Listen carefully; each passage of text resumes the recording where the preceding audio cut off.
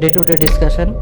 কার কার এমন কমপ্লেন ছিল না যে ইউনিফর্ম টিচারের চেঞ্জ হতে হবে, তাই না? ভ্যালিড তো আজকে ইন্টারভিউ আছে আপনার আপনার আপনার এই মুক্তি সাহেবেনারও, যেহেতু এখানে যে 12 জন সবাই একরকম নেই, কারেক্ট?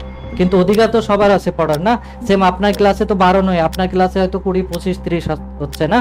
তো তাদেরকে বোঝার জন্য তো আপনার কাছে একটা কোনো না কোনো প্যারামিটার্স হতে হবে, নয়তো স্টুডেন্টকে যখন না বুঝবেন তো কেমন হবে? আমাদের সমাজে ডিসক্রিমিনেশন আছে না, কেউ ধনী ও ধনী অনেক, মানে যার কাছে একটা বাড়ি আছে ওর কাছে আরো 3টা বাড়ি, আর যার কাছে নেই তার কাছে আরো নেই।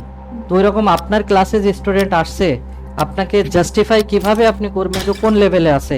ও যেটা জানে সেটা আপনি শেখাচ্ছেন বারবার, তো সেটা তো ওয়েস্ট অফ টাইম, তাই না? স্টুডেন্ট আপনাদের সম্বন্ধে কমপ্লেন করছে, তাই না? কিন্তু কমপ্লেন আসছে না কেন? কে ভয় দেখিয়েছে?